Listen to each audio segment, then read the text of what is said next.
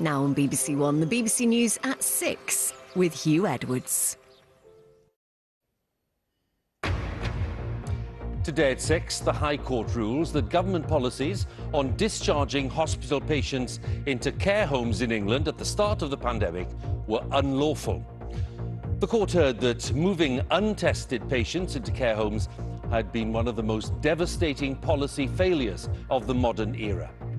The ruling came after two women whose fathers died in care homes took legal action against Public Health England and the then Health Secretary. Matt Hancock's claim that the government threw a protective ring around care homes in the first wave of the pandemic was nothing more than a despicable lie. Yes, we'll be looking at the implications of the ruling for families across the UK. Also today, the latest on Russia's invasion of Ukraine. President Putin declares that Russia will respond immediately to any country attempting to interfere in the conflict. The DJ Tim Westwood steps down from presenting his Capital Extra radio show following claims of sexual misconduct, which he denies.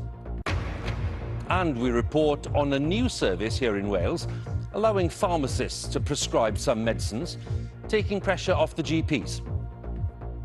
And coming up on the BBC News Channel, it's the second instalment of the Champions League semi-finals tonight as Liverpool continue their quest for the title against Villarreal at Anfield.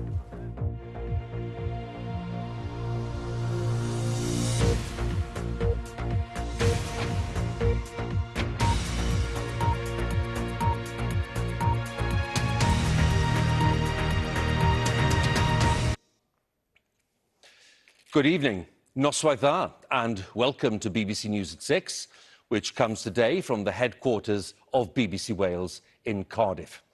Now, it's a very significant day for those families who lost loved ones in care homes during the pandemic. Alison, many thanks again for the analysis. Alison Holt, our social affairs editor. Well, let's turn then to the latest on the conflict in Ukraine. President Putin has warned that Russia will respond immediately to any country attempting, as he put it, to interfere in the war. Speaking to parliamentarians in St. Petersburg, Mr. Putin said that he had all the tools to respond and that he'd already chosen his likely approach. During the day, the European Union accused Moscow of economic blackmail and of escalating the war by cutting off Russian gas supplies to Poland and to Bulgaria. Our Russia editor, Steve Rosenberg, reports now from St. Petersburg. Talk a little more about the economic impact of the conflict, and Faisal Islam is with me, our economics editor. When people look at the kind of rippling effect of what's going on in economic and financial terms, Faisal, how would you describe it? So ordinarily, when you get two EU countries cut off from the gas supply that they rely on from Russia, you'd expect to see a big market response. But actually, the market response was quite contained. In fact, especially for the prices paid by energy companies in the UK, the bigger move has been in the past couple of weeks that the record prices that we reported on only last month are now down to about a third of the level that they were last month, actually below the level when Russia invaded Ukraine. And the consequence of that could be material on people's bills.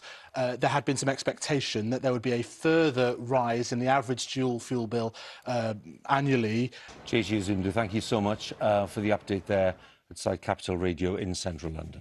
Now, the time is 6:15, and our main story this evening, the High Court rules that government policies on discharging hospital patients into care homes in England at the start of the pandemic were unlawful.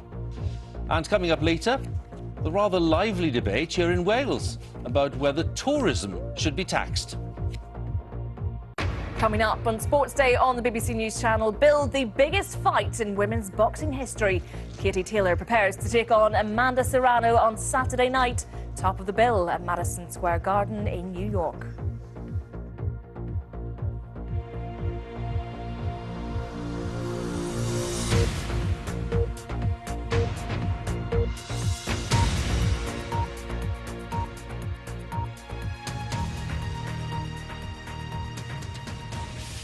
Let's move on to some of the day's other news, because a new service has just been launched here in Wales, which allows pharmacists to prescribe some medications as a way of trying to relieve the pressure on GPs. Chris, many thanks. And that's it from BBC News at 6. We'll be back here at 10 for BBC News at 10 at the headquarters of BBC Wales in Cardiff. But now it's time to join the BBC's news teams where you are. Bye for now.